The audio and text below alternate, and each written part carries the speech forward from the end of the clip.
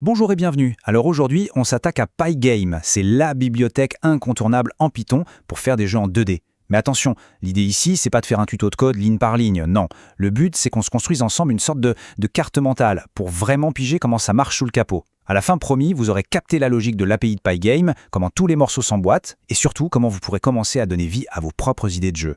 Allez, voilà le programme. D'abord, on se fait une vue d'ensemble, la fameuse carte mentale. Après, on plonge direct dans le squelette de n'importe quel jeu Pygame. On enchaîne sur l'affichage, la gestion des commandes du joueur, comment donner vie aux objets, et on terminera avec les clés pour aller plus loin. C'est parti. Bon, Pygame, c'est quoi au juste? En fait, il faut voir ça comme une couche de simplification posée sur une autre bibliothèque, beaucoup plus complexe, qui s'appelle SDL2. C'est SDL2 qui fait le sale boulot, parler à la carte graphique, gérer le son, tout ça. L'énorme avantage, c'est que Pygame nous mâche complètement le travail. Il s'occupe de toute cette plomberie technique en arrière-plan. Et du coup, on peut se concentrer sur ce qui est vraiment fun, la logique de notre jeu. Pour vraiment piger Pygame, l'image de la boîte à outils est parfaite. Chaque module est un outil différent avec un job bien précis. Par exemple, Pygame.display, c'est la scène, la fenêtre où tout va se passer. Pygame.event, ce sont les oreilles du jeu, il écoute tout ce que fait le joueur. Pygame.time, lui, c'est le métronome, il s'assure que tout se passe au bon rythme. Et à côté de ça, bien sûr, on a les outils pour les images, les objets, le son. La bonne nouvelle, c'est qu'une fois qu'on a compris le rôle de ces modules principaux, on a la structure de base de quasiment n'importe quel jeu 2D. Ok, maintenant, on attaque le concept le plus important, mais vraiment le plus important de Pygame, la boucle de jeu, ou Game Loop. C'est tout simplement le moteur qui fait tourner le jeu en permanence. Imaginez-la comme le cœur de votre application. Tant que cette boucle tourne, le jeu est en vie. Si elle s'arrête, le jeu s'arrête. Et voilà comment ce moteur fonctionne. C'est un cycle qui se répète incroyablement vite, en général 60 fois par seconde. À chaque petit tour, le jeu se pose des questions très simples. D'abord, est-ce que le joueur a fait quelque chose? Une touche? Un clic? Ensuite, ok, vu ce qui s'est passé, où devraient être tous mes objets maintenant? Et enfin, bon allez, on efface l'écran et on redessine tout à sa nouvelle position. C'est cette répétition super rapide qui donne l'illusion parfaite du mouvement, un peu comme un folioscope. Alors, au cœur de cette boucle, il y a 3 fonctions qui sont vitales, tout simplement. D'abord, Pygame.event.get. Son rôle, c'est de récupérer tout ce que fait le joueur. Un clic de souris, une touche de clavier, etc. Ensuite, Pygame.display.flip. Ça, c'est un peu le moment magique. C'est la commande qui dit « Ok, tout ce qu'on a préparé en secret, affiche-le à l'écran maintenant ». Et pour finir, Clock.tick60. Lui, c'est le régulateur de vitesse. C'est super important. Ça garantit que le jeu tournera à la même vitesse partout, que ce soit sur un PC de compétition ou une machine plus modeste, en limitant le tout à, par exemple, 60 images par seconde. Bon, le moteur tourne, c'est bien beau. Mais maintenant, comment on affiche des trucs à l'écran? Pour ça, on doit parler de la fenêtre du jeu et surtout d'un concept absolument central pour tout ce qui est visuel dans Pygame, les surfaces. Une surface, qu'est-ce que c'est? L'image la plus simple, c'est celle d'une toile de peintre, mais numérique.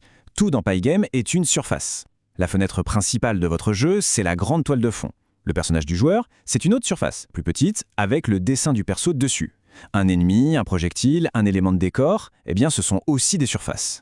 Et tout le boulot d'affichage, en gros, ça va être de venir coller toutes ces petites toiles sur la grande toile de fond. Et pour manipuler ces surfaces, il y a 4 opérations reines. D'abord, display.setMode. Ça crée notre grande toile de fond, la fenêtre du jeu. Ensuite, image.load. Ça prend un fichier, genre un PNG, et ça le transforme en une surface qu'on peut utiliser. Puis, une étape super importante, convert ou convert alpha. C'est une optimisation vitale. Ça formate l'image pour que Pygame puisse la dessiner beaucoup plus vite. Et enfin, le verbe magique de Pygame, blit. Blitter, ça veut dire dessiner une surface sur une autre. C'est la commande de dessin fondamentale. Évidemment, un jeu sans interaction, c'est pas vraiment un jeu. Alors comment on gère ce que fait le joueur? Pygame nous donne 2 manières de faire qui sont d'ailleurs très complémentaires. Il ne faut pas les voir comme des opposés, mais plutôt comme 2 outils à utiliser dans des situations différentes. La première approche, c'est celle par événement. Le jeu ne réagit que quand quelque chose se passe. Par exemple, « Ah, la barre d'espace vient d'être pressée. Ok, je fais sauter le personnage. » C'est nickel pour les actions uniques comme tirer, sauter, ouvrir un menu. L'autre approche, c'est celle qui se base sur l'état. Là, à chaque tour de boucle, le jeu demande « Est-ce que la flèche droite est maintenue enfoncée? Oui? Alors on continue d'avancer à droite. » C'est parfait pour tout ce qui est mouvement continu. Et bien sûr, un bon jeu va mixer intelligemment les deux. Ok, on a notre structure, on sait afficher des choses et on peut écouter le joueur. Maintenant, il faut donner un peu de vie à tout ça. On va parler des objets qui bougent, du son, du texte, bref, tout ce qui donne son âme à un jeu. Imaginez un shoot 'em up. On a des dizaines de tirs ennemis, des astéroïdes partout, des bonus qui tombent. Si on devait gérer chaque objet un par un, le code deviendrait un enfer. C'est justement pour ça qu'existent les sprites. Un sprite, en fait, c'est juste une manière élégante de regrouper tout ce qui concerne un objet du jeu. Son image, sa position, sa vitesse, dans un seul et même paquet. Mais la vraie magie des sprites, elle apparaît quand on les met dans des groupes. Un groupe, c'est tout simplement un conteneur. On peut y mettre tous les ennemis, par exemple. Et là, d'un coup, on peut donner des ordres à tout le monde en même temps. Avec une seule ligne de code, on peut dire « Hey, le groupe des ennemis, mettez-vous tous à jour » ou « Dessinez-vous tous à l'écran ».